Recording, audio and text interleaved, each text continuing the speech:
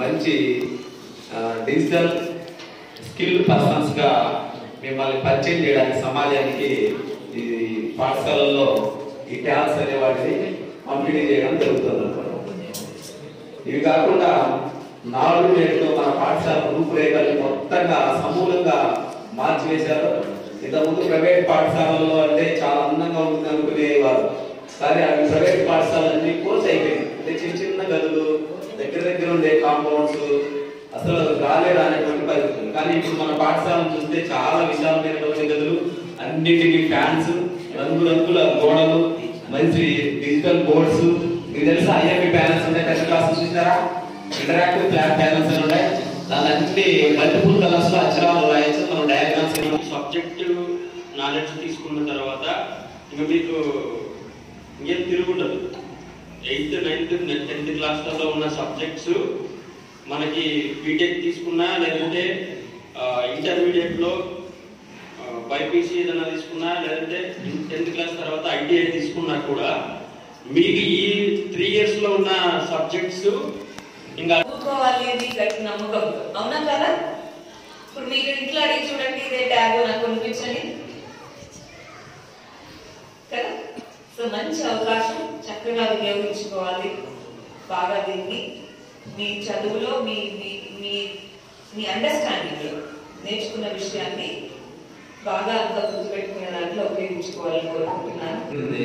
మనకేదో ఉడి ఉడుకుని సాంబార్ రైస్ తప్ప వేరేదే లేదు.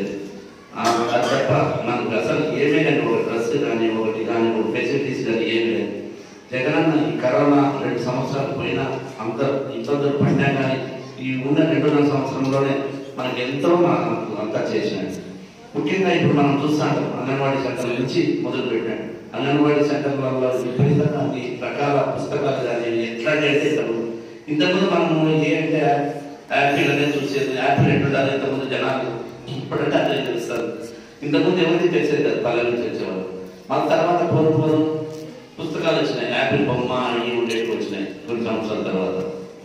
ఇప్పుడు జగన్ అదే దృష్టిలో పెట్టుకుని ట్యాబ్స్ అయితే ఇప్పుడున్న వేగానికి అందుకోవాలని చెప్పేసి మీకు ట్యాబ్స్ ఇస్తారు. అంటే ఎంత వేగం పెరిగింది, ప్రజల్లో చైతన్యం వచ్చింది, తల్లిదండ్రుల్లో చైతన్యం వచ్చింది. మన ఆంధ్రప్రదేశ్ ప్రభుత్వము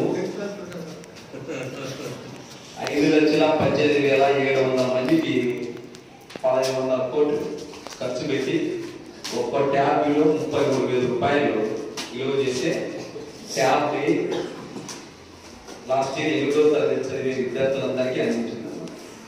ఈ సంవత్సరం 620 కోట్లు ఖర్చు పెట్టి 4.34 లక్షలు, అంటే 4,34,000 మందికి ఇప్పుడు 9,426 స్కూల్స్ లో చదివే 4,34,000 మందికి ట్యాబ్స్ పంపిణీ కార్యక్రమం. Saturday we drink ragi java to giving these nutrition food for us. And the main purpose of this occasion is distribution of tabs. We can easily understand the content of syllabus by using tabs. We can write